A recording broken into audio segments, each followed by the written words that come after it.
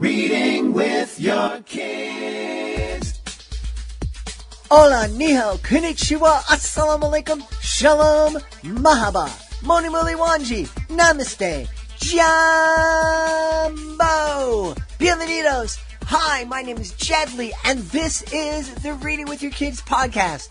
We are coming to you from the beautiful neighborhood of Reedville, in the southwest corner of Boston, Massachusetts. We are so delighted and so very honored that you are joining us in our mission to help families grow closer through reading. Please be sure to subscribe to the show on the iHeartRadio app, on Spotify, Apple Podcasts, Google Podcasts, Amazon Music, wherever you find your podcasts. We're really excited to welcome back our guest today. It's Helena Ku Rhee. She is here to celebrate her brand new picture book. It's called ROSA'S Story. Before we invite Helena back into the studio, we want to let you know that this episode of the Reading with Your Kids podcast is brought to you by Two Bicycles in Beijing, written by Teresa Robinson and illustrated by Jun-Yi Wu. Do you love bikes and sightseeing? Then Two Bicycles in Beijing should be on the shelves of your family library. It's a fun and heartwarming story of friendships lost and found, old and new, set in beautiful Beijing on a glorious fall day. Travel to China from your comfy chair and learn a few new Mandarin words too. This book gives families a great opportunity to learn about a different culture and get a taste of a foreign language. You and your family are going to love Two Bicycles in Beijing by Teresa Robinson. This episode of the Reading with Your Kids podcast is also brought to you by Summer Stroll in the City, written by Kathy Goldberg-Fishman and illustrated by Melanie Hall. Take a stroll through the city in summer and experience the sights, sounds, colors, and smells of the multitude of different holidays we celebrate throughout the summer.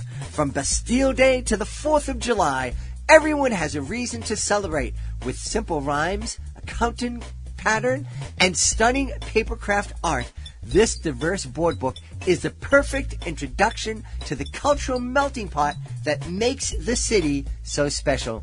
Get your copy today. Summer Stroll in the City, written by Kathy Goldberg-Fishman and illustrated by Melanie Hall. Join us right now from Los Angeles in the great state of California. Our guest is returning to the show. We had such a great time speaking with her before. She's returning to the show to celebrate her brand new picture book. It's called ROSA'S Song. Please welcome back to the show, Helena Ku Rhee. Hey, Helena, how are you? Hi, everyone. I'm doing well. Can't complain. Springtime is here and the weather is nice. So thank you. It really is. There are so many things. We had a pastor for a long time in our church. He was our pastor for probably 15 or 20 years. And he would start every message with so much to be grateful for.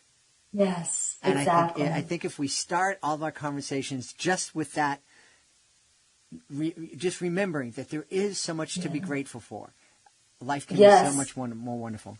I love that. And I started the practice of jotting down every night when I have some quiet time to myself, jotting down 3 things that happened during the day that I'm grateful for. Anything from, I bought a new chocolate from Trader Joe's that I'm really enjoying, or, the plant in my backyard finally had its first blossom. Anything small, just as you said, just to put a good mindset and to make life better. Yeah. Just by being grateful. Yeah.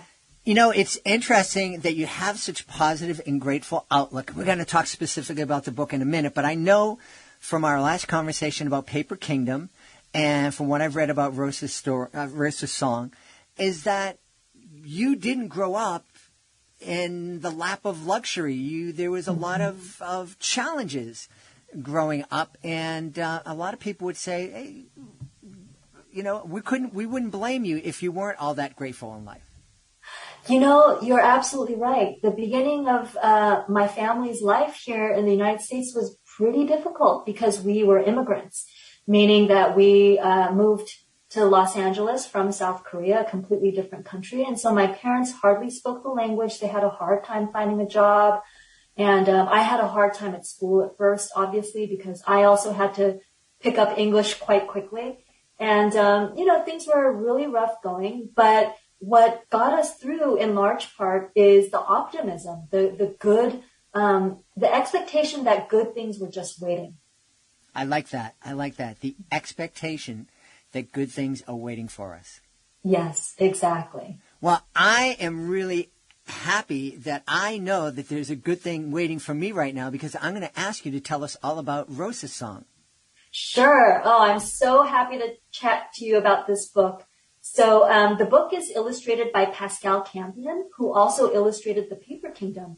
And he did a really wonderful job of capturing the warmth between two friends. Rosa and Jay are two kids from completely different backgrounds. Now, the story is about an intense friendship that kind of has to change midway because Rosa moves away kind of without notice. However, she had a pet parrot, Pollito, which means little chicken in Spanish. And Pollito, the pet parrot, plays a pivotal role in the story. And if you read the book, you'll find out exactly how that happens. Yeah. The story's set in what I'm guessing is an inner city apartment. Yes, exactly. It's supposed to be an apartment near downtown Los Angeles, which is where I grew up. But you can really imagine the building to be anywhere in the United States. It could be in Detroit. It could be somewhere in New York. It could be in Baltimore, in a number of different places. But it's an apartment building that houses a lot of people in transition, whether they're people who are just there temporarily before they find a new job, or there because, like us, my family were new immigrants to the country. It was a place of change and transition. So yeah, it could literally be anywhere in the world. Yeah. Because I'm sure that there are buildings like this everywhere. Oh yeah, yeah. And I think one of the things that caught my attention, my imagination, was that an apartment building for folks who are in transition and struggling is different than the luxury apartment building that my daughter lived in for a year in Baltimore, with the nice granite countertops and everything, and all these common spaces for people in the building to get together, but they don't get to know each other and develop friendships the way that families living in the apartment building that you're describing have. Right. And Jed, you picked up on sort of a key theme of the book, which is the connection and the friendships that can develop in a building like this. Because quite frankly, when I was growing up, we lived with open doors. It was sort of like a communal living type of apartment, in that there was a big courtyard in the middle and kids were always running around, and we'd open this door or that door and walk in to get snacks from this friend's apartment or that friend's apartment. So it wasn't like some of the luxury buildings that you're describing.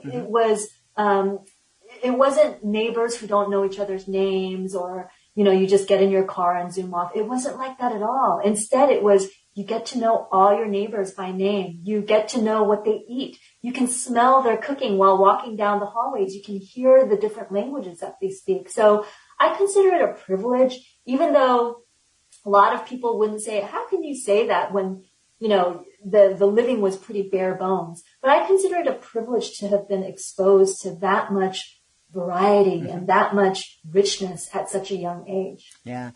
I didn't grow up in an apartment building in the inner city, but I grew up in a neighborhood of what we call here in Boston, three-deckers, three-family apartment buildings, one family on top of the other. And that was very much the same way. There were no doors were locked. You were in and out of everybody's house. If a parent saw you do something wrong, you'd most likely get a whack in the head by whatever parent saw you doing it. I've experienced that. And then you get another one from your parents when they get home and they call them. Right. But it's funny, a lot of people, when the people that I grew up with, when we get together and we tell stories, people overhear some of these stories and they're kind of crazy and they get really disturbed and they look at us and they think, oh, you poor person, you grew up in such, and we're laughing about the stories. We're remembering these memories very, very fondly. Right. I totally agree with that. I have such fond memories of growing up in that building because you know what? One thing that made that building magical to me was the power of imagination. And that's what this story is about how these two friends from completely different backgrounds can imagine a rainforest in their building, or they can imagine a jungle full of treasures, or they just go on these amazing adventures while being locked in their building because they just egg each other on and kind of create stories together. And I think, that's a running theme, I think, in a lot of my books, and probably all of my books, actually. The Paper Kingdom, certainly, and Rosa's Song. They're both about the power of imagination, how the power of the imagination can transform your reality into something amazing. Yeah. Another theme that I find in both of those books is, and I've saw a video of you speaking about this, you really like to put a spotlight on people that we don't typically see, people who are invisible to us. Can you talk a little bit about that? Yeah, thank you for asking that. When I grew up, I never read books about people like me or people who were of a working class background. That was quite rare. And, thankfully I had school librarians who kind of steered me towards books that I would love. And I did love their recommendations, but I kind of consider it a mission of mine to write stories that represent people that you hardly ever see in literature. So people who are night janitors, like in The Paper Kingdom, or people who are of a working class immigrant background in Rosa's Song. I think, the United States is such a rich tapestry of different types of people. Why not share different stories? It just makes our lives richer, more interesting, more diverse. And I think there's a real beauty in that. Yeah. I love that. It makes our lives richer. Yeah. When we experience that diversity, when we open ourselves up to others and learning from others, and are also willing to share our cultures and our thoughts. Exactly. The publishing industry, the companies that make books, I think they've realized this. I think they've realized that there are a lot of voices to be heard and a lot of interesting stories to be told about people or even animals or situations we've never encountered before. And so I think that the bookshelves these days are filled with stories and adventures that will blow your mind. They're amazing stories that you've never heard before. And I really envy kids who are growing up nowadays because they're exposed. If they have good librarians and good teachers, they're exposed to this richness. And I think that it really does enhance a person's life to ingest stories like that. Yeah, absolutely. And I love that you use the word ingest, because I think it's really important for all of us, especially parents, to understand that when we are experiencing a book or media, we're consuming it the same way that we consume food, and it affects us, and it affects the way that we grow, and affects the way how we look at the world. And so hopefully parents will keep that in mind as they're selecting books to add to their family library. Absolutely. And when I was growing up, as you mentioned, Jed, I didn't grow up with luxury or privileges. And so I did find myself often kind of hungering for a world bigger than my own. And books really served that purpose. They gave me a window into other lives, other existences. And all the stories I've read throughout my life, they've kind of culminated to become the storyteller I am today. I'm sure by digesting these stories, they've become a part of me. Yeah. One of the things you mentioned about Rosa's story is that this really intense friendship has to change because one of the characters has to move away suddenly and without a lot of warning. And I think that is certainly something that I experience. I can't tell you how many times that in the end of the school year and my best buddy, we don't see each other because we're not living close together. And, I couldn't take my horse out to go visit my friend about 100 years ago. But, but you get back to school and that person is gone and they've moved away. And I don't think parents think about that a lot and giving kids, hey, we're going to be moving. You might want to talk to your friends about it. Might want to start saying goodbye. I think a lot of parents would rather just go, let's go. We'll deal with it when we get there. Exactly. I experienced the same exact thing. And last week, I actually did a school visit where I asked the kids, have you experienced a friend moving away suddenly without your knowing at all? And about 50% of the kids raise their hands. And I think it's a common experience that, as a child, you kind of, you're at the mercy of what your parents decide for you, for the direction of your life, especially when you're super little. And you're right, we get hardly any warning when certain friends move away. And, it can be kind of traumatic, quite frankly, when it's your best friend, as you mentioned. Or when I was growing up, we didn't have email or cell phones back then, So unless you knew their new address, you couldn't really keep in touch. And that was really sad. And it would take, because I'm somebody who kind of holds onto friends really strongly, it took me a really long time to get over the loss of a friendship. Yeah. Yeah. And I'm mentioning, I wanted to bring that forward because I don't think a lot of parents take enough of that into account. That, and especially there are some kids like, oh, Johnny's not here. That's fine. Okay, I'm going to play with Sally. And but there are other kids like you were mentioning yourself. It's like, oh, that's really hard, and I really miss that and I missed that person for a long time. And I'm hoping that parents will think about that and to show their kids some empathy and help them get through it. Yes, for sure. Especially for, I'm sure there are kids who are kids like the one I was. I didn't have a ton of friends. I only had about 2 or 3 really, really close friends with whom I shared all my secrets and poured my heart out to. So I didn't have a huge group of friends that I could rely on. And so when one friend went missing, it was like a limb was missing. It was so drastic. So yeah, I think, parents have so much to think about, especially during a big move, all the logistics to consider. But yes, maybe kind of be mindful about what your kid might be going through when one major component of their social life is suddenly missing. Yeah, yeah.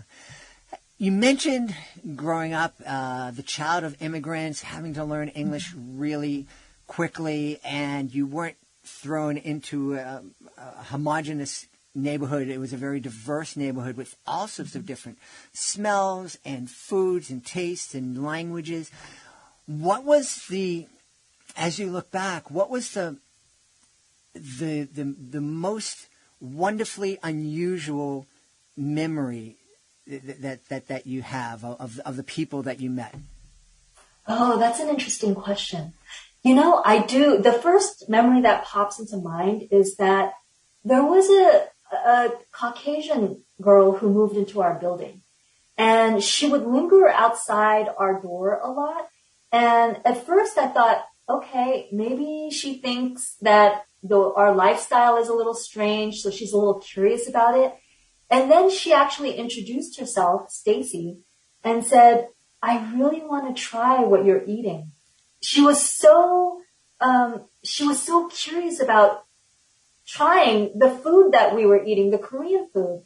And so I introduced her to things like kimchi, which is a staple of the Korean diet. And she fell in love to the point where she asked her mom, can you make some kimchi? And of course her mother didn't know how.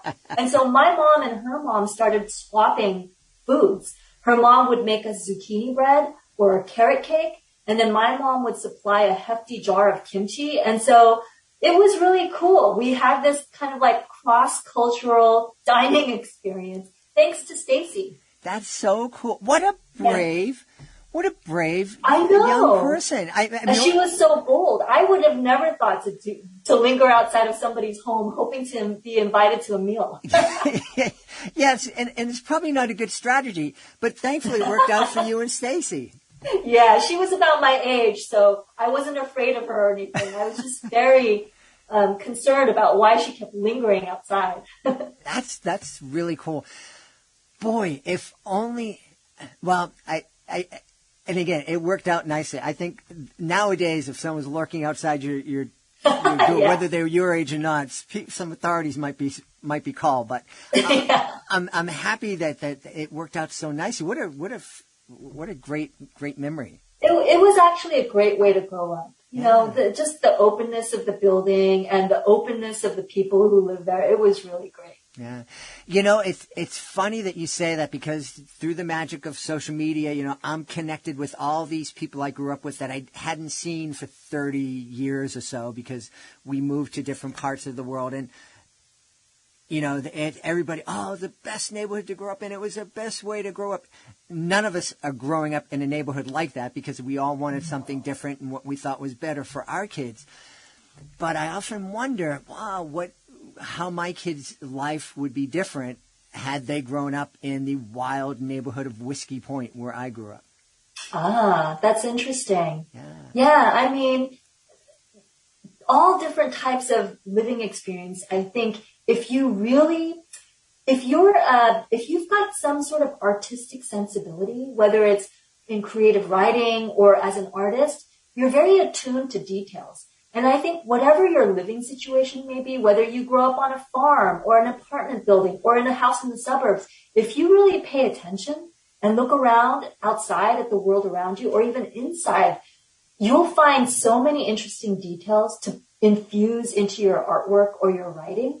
And I think that even as a little kid, I had sort of that artist or writer sensibility, because I was always quietly observing things, people, situations, and those things and situations keep popping into my mind nowadays when I think about my past to write stories for kids. So if you see some little kid really intensely checking you out and paying attention to you, you may become the subject of their book or their artwork in the future. You never know. So yeah, keep your eyes open, your ears open, and you never know what kind of story you may fall upon. Yeah. One of the things, you told us a little bit about the friends, and I think you said Pollito, little chicken. Yes, exactly. Is there another character that we're going to meet in ROSA'S Song that's maybe not a headliner, maybe not a star, but is very, very interesting, and we should make sure we pay attention when we meet that character? Yes, there is. Later on in the story, you will meet Jay's mother too. And, you know, parents are such an integral part of a small kid's life, you know. And so when Rosa has to move away, you'll see the comforting words that Jay's mother gives to him to make him feel better, and to remind him of the beauty of the friendship that he shared with Rosa. Oh, neat. We have to pay attention to all of that. I'm really excited. I know ROSA'S Song is just publishing now in the month of June. And we're real excited about that. I'm imagining, though, you're already working on your next project. You're absolutely right. As a writer, I have a ton of ideas and a ton of stories that I'm constantly working on. And so, yes, I do have other stories that I'm working on. Next year will be Sora's Seashells, a story that comes out, I think in March or April of next year. And then after that, there are other exciting things that are cooking and in the works. So I hope you'll keep in touch with me. And I've got a website you can check out where I put all my updates. So, yeah, some very fun things. Well, let's remind everybody what your website address is, please. Yes, it's Helena Ku Rhee. So if you just Google my name, it'll pop up. It's the first thing that pops up. Awesome. Well, we want to let you know that there is the welcome mat is open. When the new book is out, we would love to have you back on the show. I would love that. Thank you so much for inviting me. I love speaking with your audience. We've had a great time speaking to the author of ROSA'S Song, Helena Ku Rhee. Helena, thanks so much for being with us. Thank you so much, Jed. Take care. Please be sure to join us for the next episode of the Reading with Your Kids podcast. Our guest will be Heather Fontaine-Youngs. She'll be here to celebrate her debut picture book. It's called My Home. Hey, if you're the author of a fantastic children's book, whether it's your debut book or your 45th book, or in the case of our past guest, Jane Yolen, her over 450th book, we would love to help you celebrate the book with the whole world. There's so many ways that we can help you celebrate your book. You can be a guest here on the podcast and sit down and have a long-form conversation. Tell the world about your great book, about you, about your inspiration. It's really fun. It's really easy. and it doesn't cost a thing. All you need to do is go to our website, readingwithyourkids.com, click on the contact button at the top of the page, and scroll on down to be a guest. Oh, while you're there, you're also going to want to check out how you can submit your book to our Certified Great Read panel. If they believe that your book is worthy of 4 or 5 out of 5 stars, it becomes a Certified Great Read, and with that status comes a number of really powerful tools that can let families know that your book is worthy to be on the shelves of their family library. We would also love for you to participate in our monthly promotion programs. We can celebrate your book with commercials here on the podcast, with messages to our 90,000 plus social media followers, and display your book on our nationwide network of digital pedestrian billboards. Check that all out at readingwithyourkids.com. Click on that Authors Click Here button at the top of the page. Want to thank the folks who made today's show so wonderful. Of course, I want to start by thanking our guest, the author of ROSA'S Song, beautiful new picture book from our guest, Helena Ku Rhee. Also want to thank our sponsors, Melanie Hall, Kathy Goldberg-Fishman. Please check out Summer Stroll in the City. Also want to thank Teresa Robinson. Be sure to check out 2 Bicycles in Beijing. I have an amazing team that I want to thank. Fatima Khan, Rory Grady, Nicole Belcastro, Ashley Contreras, Mirabella Q, Rain Pan. Of course, I want to thank my beautiful wife for all the support she gives me. Most of all, we all want to thank you. Thank you so much for taking the time to join us today, and as always, thank you so very much for taking the time to make the world a better place by reading with your kids. I'll be looking for you in the next edition of the Reading with Your Kids podcast.